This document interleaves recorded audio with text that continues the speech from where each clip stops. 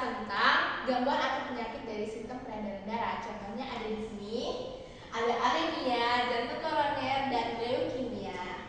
Nah, judul podcast kita adalah Pahami, Deteksi, Cegah dan Obati.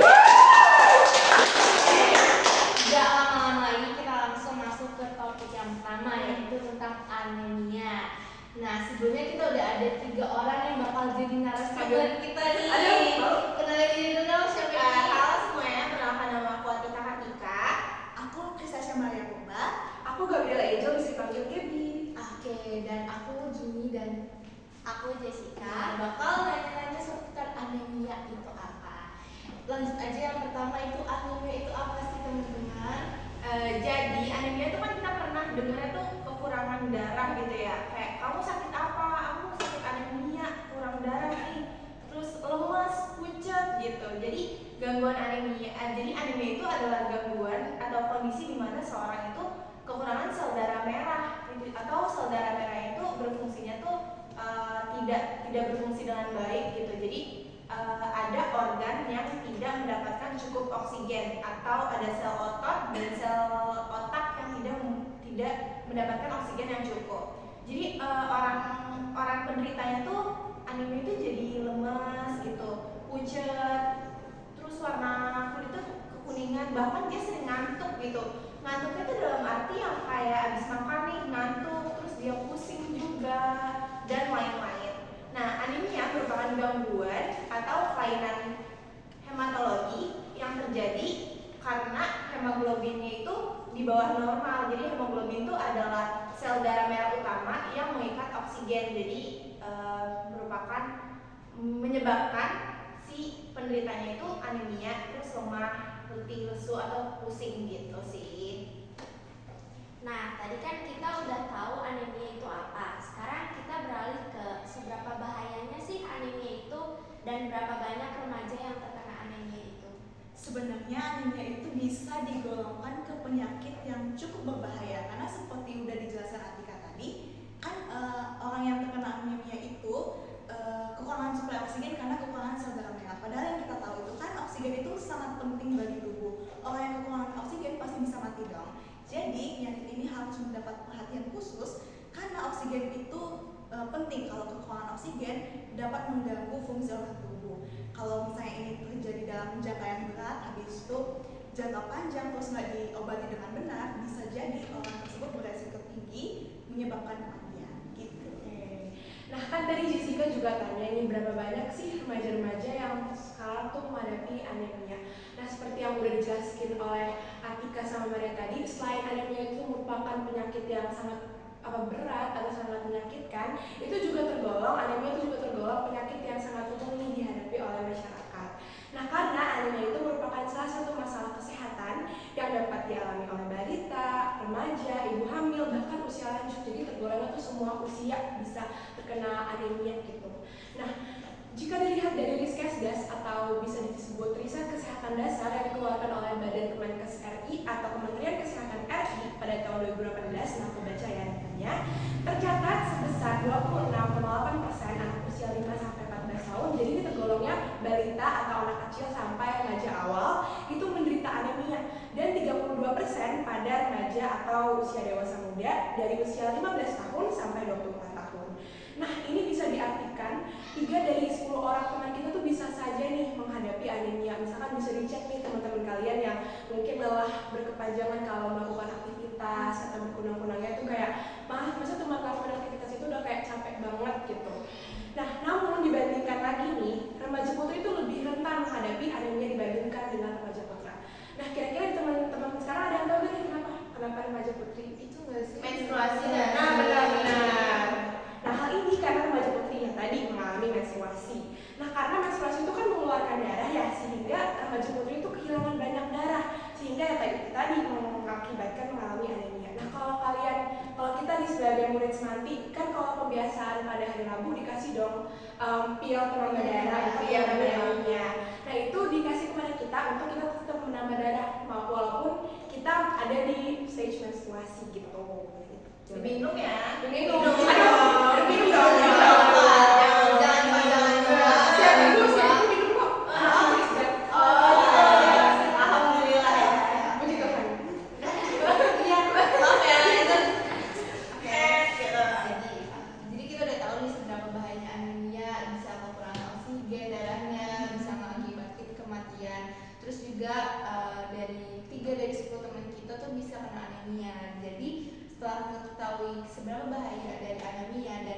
berapa banyak dari remaja yang kena anemia, aku mau tahu dampak dari anemia itu sendiri bagi kesehatan kita tuh apa. Jadi untuk dampak penyakit itu kan kita tahu dampak penyakit itu ada yang jangka pendek dan jangka panjang ya. Dan anemia juga punya dampak bagi kesehatan di jangka pendek dan jangka panjang. Untuk jangka pendeknya itu anemia itu bisa menurunkan daya tahan tubuh seseorang sehingga orang tersebut tuh mudah terjangkit beberapa penyakit infeksi. Karena tadi yang udah aku bilang juga, kalau misalkan si penderita anemia itu gampang lelah, terus dia pucet juga, dan sering pusing atau kunang-kunang. Jadi dia tuh gampang daya tahan tubuhnya tuh gampang lemah gitu kan. Terus untuk yang kedua itu karena anemia itu kekurangan oksigen yang cukup, ada beberapa organ yang tidak mendapatkan oksigen yang cukup. Yang tadi aku udah jelasin itu ada sel otot dan sel otak. Jadi itu kita nggak bisa bugar ya. Mati. Bugar. Gak bisa tuh kayak bugar. Anemia tuh lemes. Terus untuk pemikiran kefokusan belajar kita tuh juga menurun karena sel otaknya itu tidak mendapatkan cukup oksigen. Untuk yang jangka panjang, apabila seorang perempuan dalam masa suburnya terus dia hamil, dia tuh tetap ada anemia karena itu tuh termasuk dibawa juga kan dari kecil sampai besar. Terus dia juga bisa meningkatkan resiko pendarahan yang hebat baik sebelum atau sesudah melahirkan gitu. Kan kita melahirkan tuh kan mengeluarkan banyak darah ya. Jangan kan melahirkan menstruasi juga kan ya. Terus kita tambah pendarahan yang hebat itu bener-bener darahnya tuh keluar terus menerus banyak banget. Jadi meningkatkan resiko kematian yang tinggi juga bagi ibu hamil. Nah buat bayinya juga itu tuh sangat amat bahaya juga karena bayinya itu bisa aja lahir prematur, terus dia janinnya itu lambat, perkembangan janinnya lambat, terus dia juga bisa ada gangguan kesehatan berupa stunting atau gangguan neurokognitif. Jadi gangguan neurokognitif itu adalah gangguan yang mengganggu mental, baiknya mental, bisa. kecil sudah mental. Dan untuk bayi yang sudah lahir tapi memiliki zat besi yang rendah, itu tuh dia masih ada kemungkinan buat terkena anemia dari usia bayi sampai usia dini. Dan dia juga meningkatkan tingkat resiko kesakitan atau bahkan kematian bagi si bayinya itu. Jadi itu dampaknya benar-benar banyak banget, bahaya banget gitu. Lanjut nih.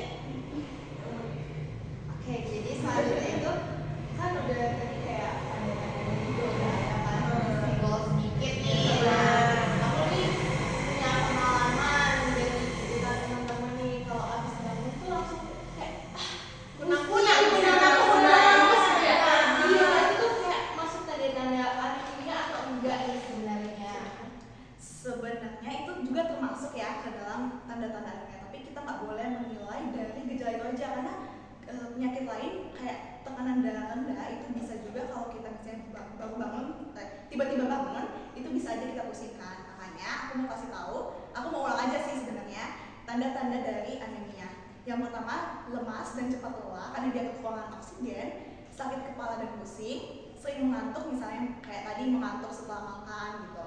Kulit terlihat pucat atau kekuningan karena dia kekurangan sel darah merah, detak jantungnya nggak teratur, napasnya pendek, nyeri dada, dingin di tangan dan kaki gitu. Kan udah merasa nih tanda-tandanya, kita harus ngecek kemana sih supaya bisa tahu kita benar terkena anemia atau enggak gitu. Nah pastinya kalau kita mengecek kita udah mengalami gejala-gejala ini kayak tadi misalkan kalau kita bangun kita langsung kayak lemas, kunang-kunang, kita jangan cek sendiri ya, langsung ke dokter itu normalnya. Siapa tahu aja kita terkena tekanan darah rendah yang tadi bukannya anemia. Malah kan anemia tuh ya sama-sama sih tapi kayak ya gitu lah. Nah Ada beda lah ya. Nah kita diagnosis ini ada banget no self diagnosis. Nah jadi kalau kita pergi ke dokter tuh kita harus spesifik nih bilang ke dokternya kita akan melakukan pemeriksaan fisik dan menjalankan tes hitung darah kadar sel darah merah di tubuh kita untuk menentukan ukuran dan bentukan sel darah merah kita. Karena kalau kita benar-benar ingat pelajaran biologi yang kemarin tuh ada ketentuannya loh kalau sel darah merah tuh di tubuh kita kita harus berapa. Kita nggak boleh kurang dari itu, lebih dari itu. Kalau udah melewati batas atau kurang dari batas, itu kita udah terkena penyakit darah. Kalau anemia kurang dari sel darah merah di eritrosit di darah kita tuh berapa. Nah, tes hitung darah lengkap ini itu digunakan untuk tadi menghitung jumlah darah sel darah melalui sampel darah kita. Jadi kita diambil dulu nih sel darah kita. Kalau nggak salah, Semati itu pernah melakukan praktek ini ya sekaligus sama praktek gigi. Masih ingat nggak? Oh, ini ya. Untuk menentukan kita anemia atau enggak. Nah, khusus untuk mendiagnosis anemia. Nah, dokter biasanya akan lebih memperhatikan kadar sel darah merah yang terkandung dalam darah atau yang disebut juga hematokrit dan hemoglobin dalam darah itu dua hal yang berbeda. Nah, jadi aku selanjutnya ingin menyebutkan data normalnya tuh hematokrit sama hemoglobin di pria atau wanita tuh berapa sih? Nah, pada orang dewasa nilai hematokrit bisa bervariasi. Tetapi normalnya atau umumnya itu antara 40-52% untuk pria, sedangkan untuk wanita itu 35-47%. Sementara itu datanya beda lagi nih untuk nilai hemoglobin dewasa normal pada umumnya. Kalau untuk pria harus ditemukan sekitar 18 gram per desiliter darah untuk pria, dan untuk wanita lebih rendah 12-16 gram per desiliter untuk hemoglobinnya dan wanita. Nah, jadi kalau kurang dari itu atau lebih dari itu benar-benar itu harus cek banget dan melakukan perawatan medis selanjutnya di tangan. Oke, jadi kan kita udah tahu nih misalnya kita kena anemia. Nah, kalau udah terlanjur kena nih kita harus ngapain sih, pengobatan apa yang kita harus lakukan supaya kita bebas dari anemia tersebut? Untuk yang pertama, jawaban aku sama Dewi sama, kita harus konsultasi ke dokter. Karena apa Jun? Karena kita nggak boleh diagnosis penyakit sendiri, itu nggak boleh ya. Jadi kita harus konsultasi ke dokter, kondisi kita kayak gimana saat kita mengalami anemia itu kayak gimana. Biar yang diagnosis itu dokter, jadi dokter yang mendapatkan diagnosis tersebut supaya dokter bisa ngasih saran obat-obat apa aja yang bakal kita minum gitu. Untuk yang kedua ada perubahan diet. Jadi kalau misalkan anemia itu disebabkan oleh defisiensi nutrisi, dokter pasti akan menyarankan untuk perubahan pola makan gitu. Pola makan bagi penderitanya. Ada yang pasti kita harus makan zat besi gitu kan, karena kekurangan zat besi di tubuh kita. Terus vitamin B12 atau folat. Jadi itu berupa vitamin atau suplemen yang diberikan oleh dokter. Untuk yang ketiga itu terapi obat. Nah, dokter itu bisa meresepkan obat-obat atau vitamin suplemen yang harus kita minum ketika kita mengalami anemia. Untuk yang terakhir adalah pengobatan penyebab. Nah, jika anemia disebabkan oleh masalah medis lainnya atau bahkan dengan penyakit kronis maupun autoimun, itu tuh ada tahapan-tahapan sendiri untuk pengobatan yang lebih spesifik dibandingkan pengobatan si anemia yang biasa ini. Karena kalau misalkan ada masalah kronis lagi atau autoimun lagi, itu tuh lebih serius lagi pengobatan dibandingkan yang udah dijelasin sama si Gaby tadi. Tadi kan kita udah tahu kan cara pengobatan yang bisa kita lakuin itu apa-apa aja. Nah, sekarang kita lanjut ke langkah-langkah pencegahannya. Langkah-langkah pencegahannya itu kayak gimana sih? Jadi kan Antika udah bilang kalau misalnya udah kena anemia harus perhatikan diet. Nah, sebelum kena anemia kita juga harus memperhatikan pola makan yang seimbang. Jadi pastikan makanan yang kita makan itu mengandung cukup zat besi, vitamin B12 dan folat. Nah, vitamin B12 dan folat ini berfungsi untuk produksi sel darah merah, dan zat besi ini berfungsi untuk mengangkut oksigen. Jadi penting banget untuk menghindari anemia. Yang kedua itu hindari kehilangan darah. Anemia itu kan penyakit kekurangan sel darah merah. Jadi pastikan banget untuk melindungi diri dari kehilangan darah yang berlebihan, khususnya bagi remaja-remaja putri yang biasanya itu menstruasinya berat, jadi kehilangan darahnya itu banyak. Habis itu yang ketiga, pantau kesehatan. Kita harus melakukan pemeriksaan secara rutin ke dokter untuk memeriksa apakah kita itu anemia atau yang kayak tadi gejalanya itu kan kayak tekanan darah rendah ya gitu. Jadi harus cek ke dokter untuk memastikan apakah ini benar-benar anemia atau enggak. Habis itu keempat, jangan asal-asalan mengkonsumsi suplemen. Emang sih suplemen itu baik untuk dan nutrisi untuk tubuh, tapi kalau kita konsumsi dengan dosis yang tinggi tanpa konsultasi dari dokter bisa aja berbahaya. Yang kelima, hentikan kebiasaan merokok. Nah, kenapa merokok itu bisa menyebabkan anemia? Karena kalau kita merokok itu dapat mengurangi kadar vitamin C dalam tubuh. Padahal vitamin C itu bukan penting banget dalam penyerapan zat besi. Kalau vitamin C-nya berkurang, penyerapan zat besinya juga akan berkurang. Jadi